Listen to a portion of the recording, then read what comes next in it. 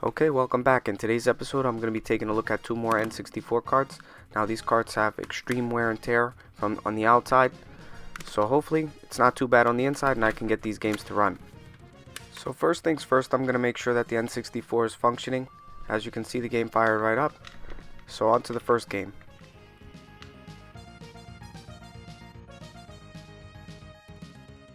So first one up here is Smash Brothers. Let's see if we get anything. As you can see, not even a black screen. Some games give black screens, some give no signal at all. So let's take this apart, see if we can figure it out.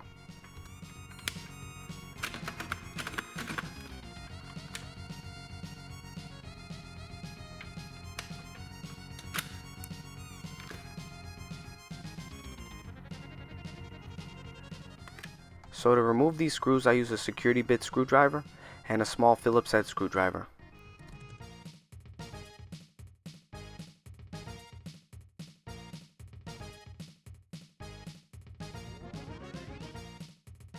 Usually the first thing I do when I open up a game is I clean it with 99% alcohol just to get a better view of the board.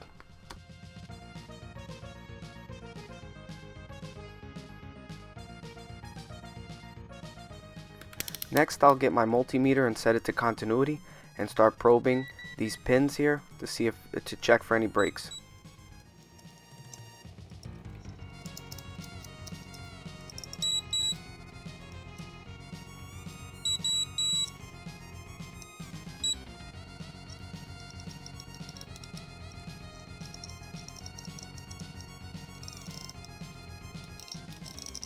So it seems like we have a break on pin 40. It's probably under the chip because I don't see it. So let's patch that and see if we can get the game to work. Now here I have a game with the same board that I want to figure out without having to remove the chip. I want to figure out where pin 40 leads to, and I found out it leads to this pin here. So I can use a small piece of wire and just patch it.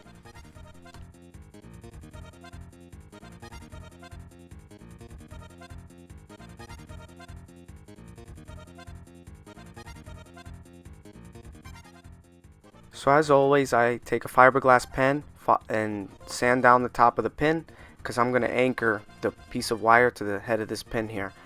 And it seems if I can just barely make out the break, it could be right next to above the 0 to the left of the 0. So that could be the break, or it could be under the chip. I don't know. But either way, I'm going to bypass the break with a piece of wire completely.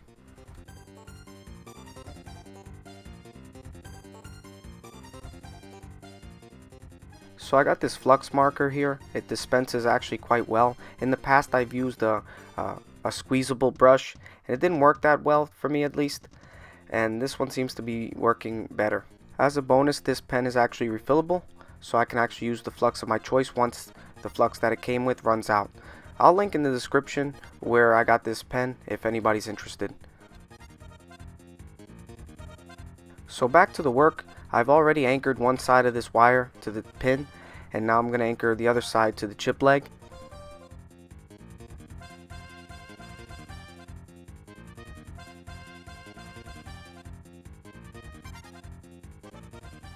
So this actually took me longer than it should have.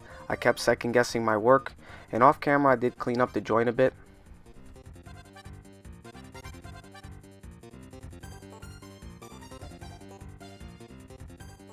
So I touched this joint up off camera and it's a little bit better now. So I'll just follow it up with some alcohol and see if this fixes the problem.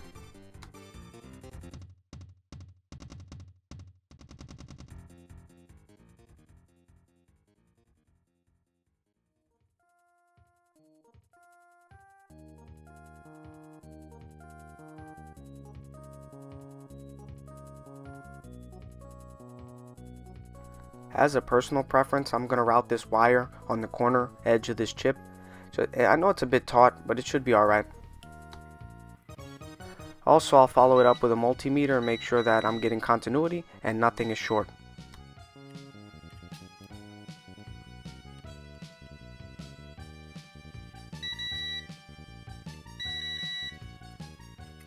So now it's time to test.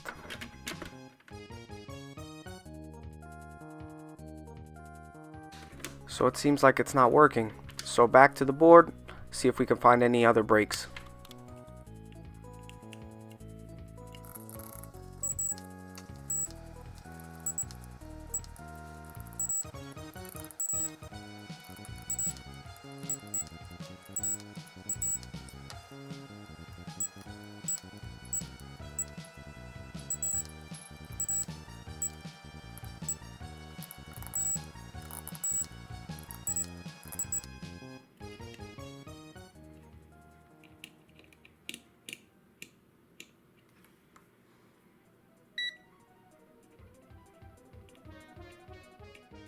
So it seems like I found the break right here on pin 15, and this so happens to be the pin that's actually adjacent to pin 40 on the other side of the board. So perhaps something wet or something hit this board in the same spot and ate away at the trace.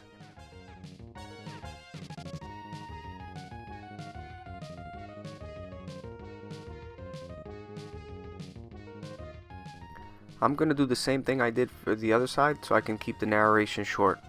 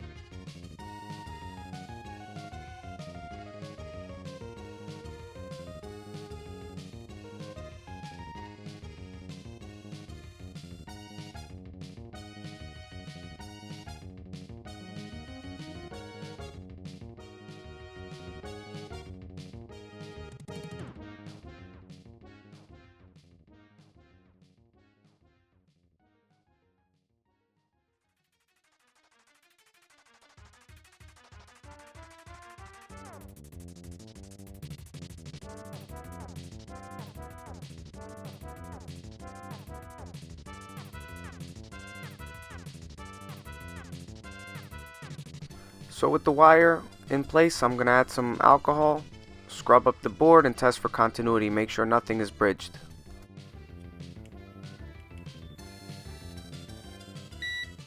And this trace actually leads up here, so it does have continuity at the top there.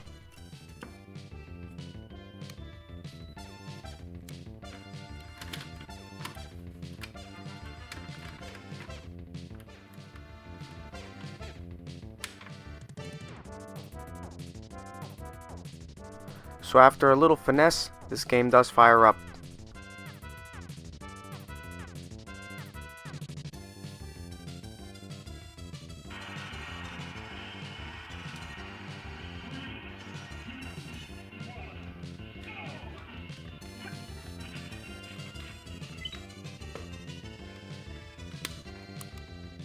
Before I close this game up, I'm going to see if the battery has 3 volts.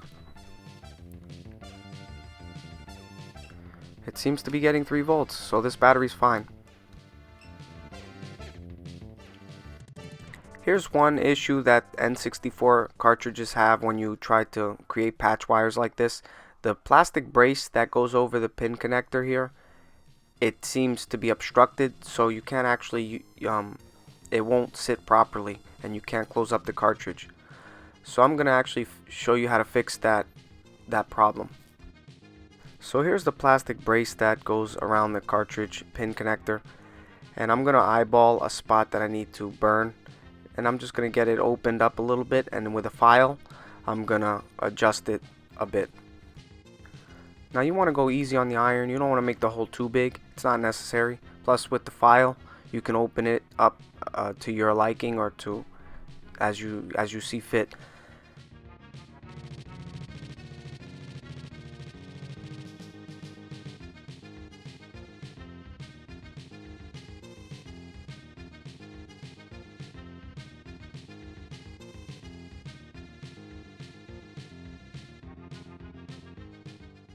So let's try to test fit this plastic piece now, and it seems to fit better. So now I can finally close this game up.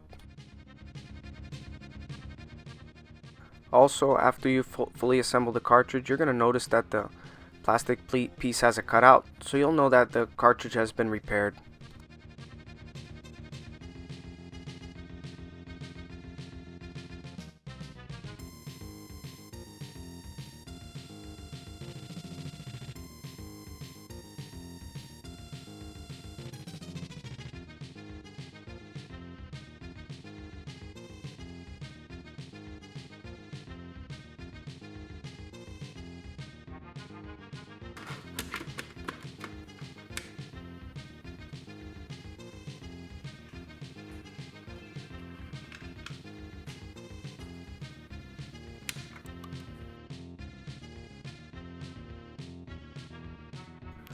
Okay, here's game number 2, and let's see if I get anything. Once again, no black screen, no signal, so this probably also has a broken trace. Let's open it up and see what we get.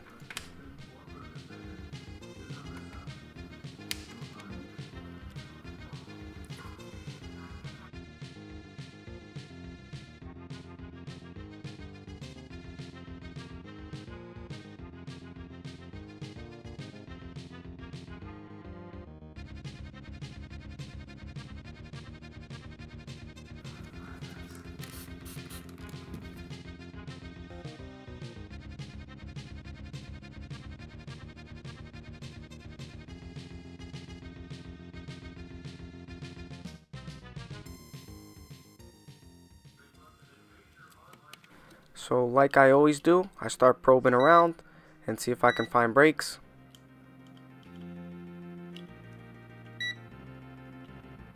So it seems like I have a break on the third pin from the left here, and visually it seems to be fine, but sometimes you can barely see the break, or you can't see the break at all.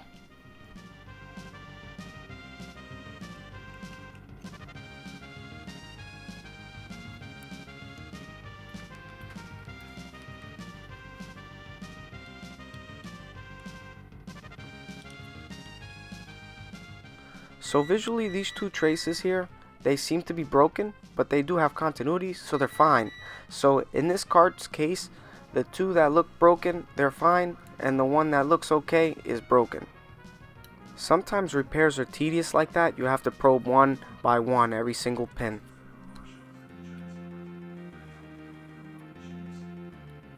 So here in this situation, I'm going to try something different. Instead of adding a patch wire, which I could do, it's not a problem.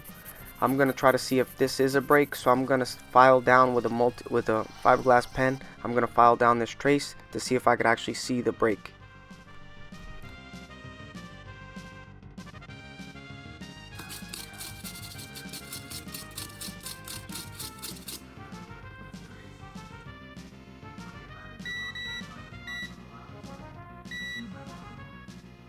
Sure enough, it is a break, and it's a small one at that. So I'm going to try something different on this repair. So I had a suggestion from one of my subscribers, Christian Lopez, my friend from Argentina. He suggested that I use conductive paint. Now I never tried conductive paint on repairs like this, but theoretically this should work. So it seems like the mixture wasn't right, so I'm going to shake it up a bit to see if I can get a better blend. So I never actually did this before, so I take a paintbrush and I guess you just paint over the break. So perhaps I went a little overboard with the paint. Next time I'll use a little less. And obviously this is conductive paint, so you don't want to actually touch the bottom trace or the top trace. So with my hot air station, I'm going to heat up this paint just to speed up the process of drying a bit. Before I test this game out, I'm going to test for continuity and for shorts. Make sure that nothing is touching. I did adjust the paint a bit. I scratched up any excess paint that might have been touching the pin to the right. So keep in mind I did do that off camera. So now it's time to test it. I never did this before, so I'm really excited to see if this works.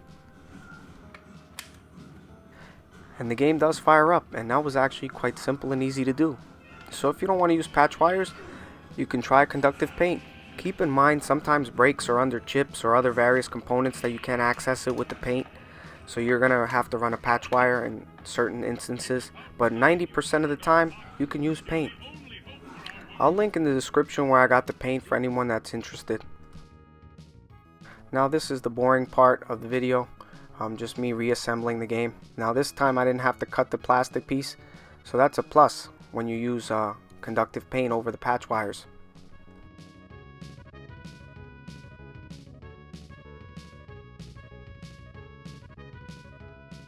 So yeah, I know the videos have come to a screeching halt. I know that I'm not getting them out as fast as I would like.